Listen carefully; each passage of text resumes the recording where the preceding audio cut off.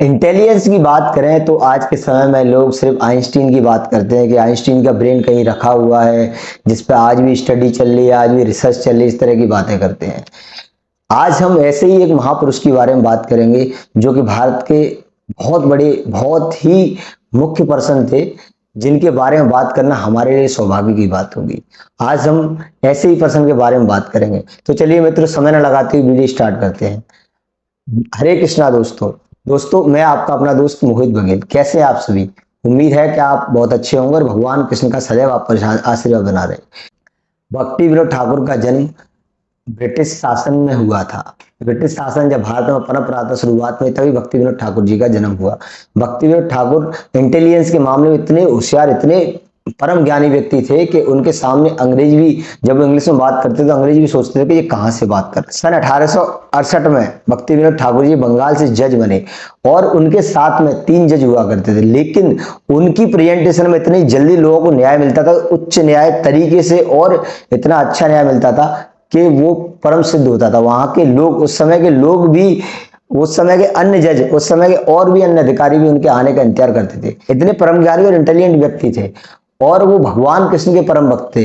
और गृहस्थ, लोग कहते हैं गृहस्थ जीवन में भगवान की भक्ति नहीं कर सकते। मैं आपको बताऊं, आप भक्ति विनोद ठाकुर जी को अगर 1% भी जान गए तो आप जान जाओगे कि गृहस्थ जीवन में भक्ति कैसे की जाती है। भक्ति विनोद ठाकुर जी अपने लाइफ पैटर्न के हिसाब से सिर्फ 3 घंटे सोते थे और 8 घंटे पर डे भगवान कृष्ण की भक्ति करते थे।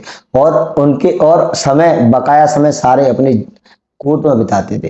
कोर्ट में जाने के लिए इधर से 3 घंटे और उधर से 3 घंटे लगते थे। बकाया समय सारा कोर्ट में रहता था। उनकी ड्यूटी भी बहुत अच्छी थी, इसलिए ब्रिटिश शासन उनसे खुश था और भगवान कृष्ण के परम भक्त थे। और मैं आपके ज्ञान के लिए बता दूं कि उनके 10 बच्चे थे। 10 बच्चों में उनके एक बेटे थे जो भगवान के परम भक्त थे, जिनका नाम था श्रील भक्ति सिद्धांत सरस्वती ठाकुर जी, जो कि आगे जाकर श्रील प्रभुपाद जी के गुरु बने। भक्ति विनोद ठाकुर ने भगवान चैतन्य की बहुत भक्ति करी। भगवान चैतन्य का कृष्ण भावनामृत आंदोलन चलाया और उन्होंने दुनिया को बताया कि भगवान कृष्ण ही परम सत्य है, उनके बिना कुछ भी नहीं है।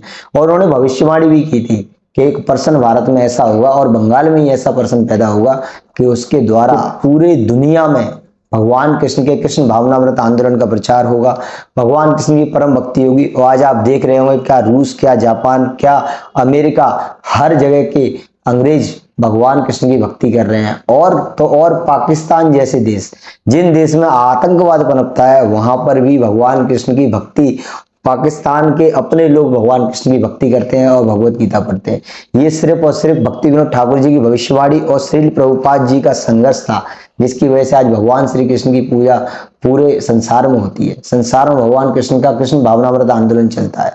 भक्ति विनोद ठाकुर जी के बारे में एक बात और बताऊंगा कि समय रहते भक्ति विनोद ठाकुर जी ने जब अपने जीवन के लिए अपना पूरा जीवन बिता दिया अपने न्यायाधीश के पद पर रहते हुए, तो उन्होंने ब्रिटिश सरकार को इस्तीफा दिया और कहा कि मैं भगवान कृष्ण की बचे समय में भक्ति करना चाहता हूं, इसलिए मैं ये पद छोड़ना चाहता हूं।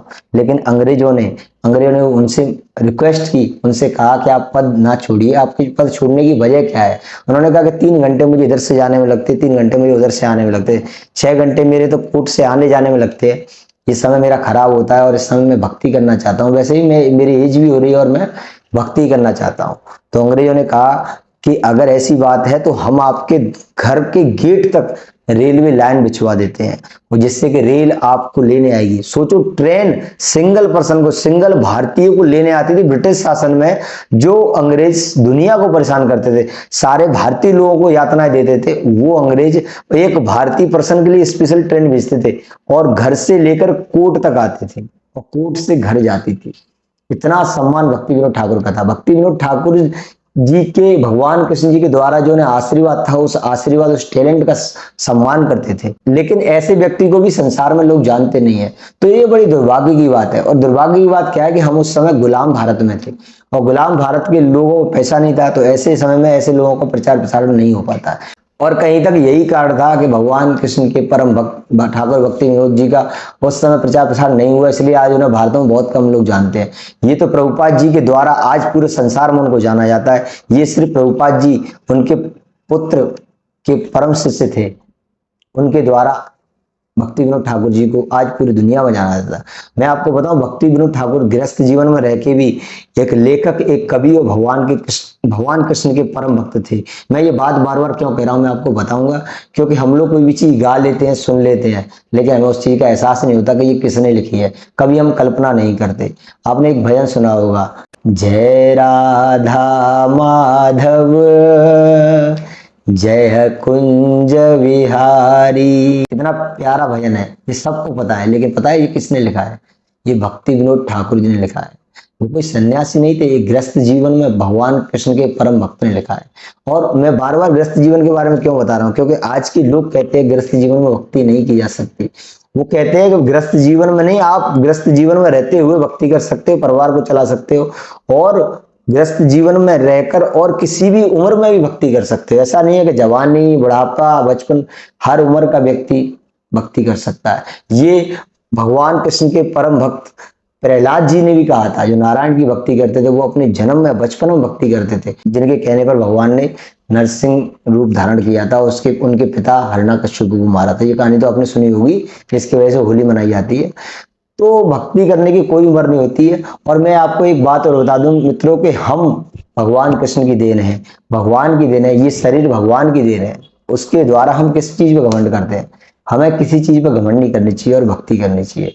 तो मित्रों, भक्ति विनोद ठाकुर जी के बारे में आपको जानकर कैसा लगा, वीडियो में जरूर बताएं। आज की वीडियो यहीं तक था। जब तक मेरी वीडियो को लाइक करें, शेयर करें, चैनल को सब्सक्राइब करें, अगर नए हो तो बेल आइकन को जरूर दबाएं, और कमेंट बॉक्स में बताएं कि मेरे वीडियो कैसा रहा। हरे कृष्णा।